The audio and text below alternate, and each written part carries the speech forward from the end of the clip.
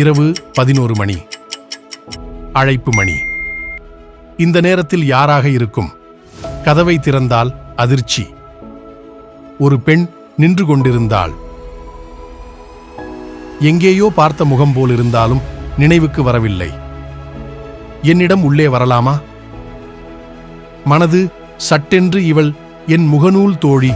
இவளது படங்களை முகநூலில் பார்த்து இருந்தாலும் நேரில் பார்க்க அடையாளம் தெரியவில்லை. ஏதோ ஒரு வாதத்தில் தொடங்கிய எங்கள் அறிமுகம் நல்ல நட்பாக ஆகியிருந்ததன. நான் கடந்த ஒரு வாரமாக முகநூல் பக்கம் போகவில்லை. காரணம், எங்களுக்குள் நடந்த ஒரு வாதமே. ஆவி இருக்கின்றதா இல்லையா என்பதே வாதத்தின் பொருள்.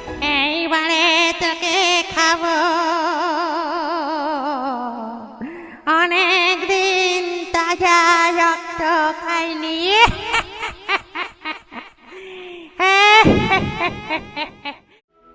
ஆவி இல்லை எனது வாதம். ஆவி இருக்கிறது அவள் வாதம்.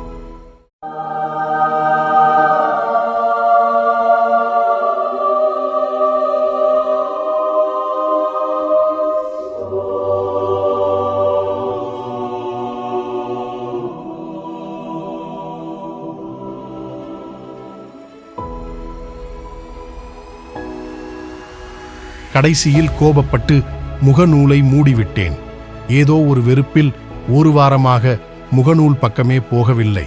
உள்ளே வாங்க என சோபாவை காட்டி உட்கார சொன்னேன். என்னை பார்த்தாள்.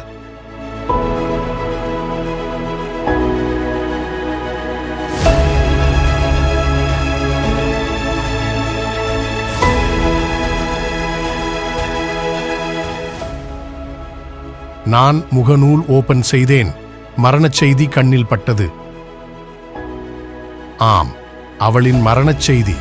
கார் விபத்தில் மரணமடைந்திருந்தாள்.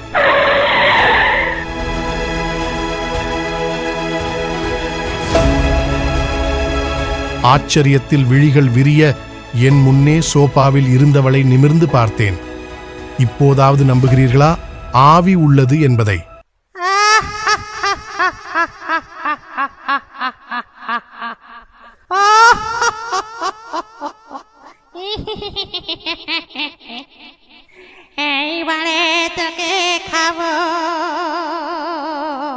ஒரு வெற்றி புன்னகை.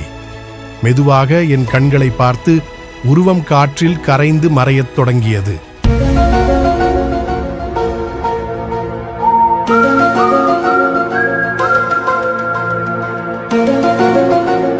பிடிக்க முடிந்தும் பறக்க விட்டேன். சுதந்திரம் என்பது எனக்கு எவ்வாறோ உனக்கும் அவ்வாறே. காலம் பேசாது, ஆனால் எல்லாவற்றிற்கும் காலம்தான் பதில் சொல்லும்.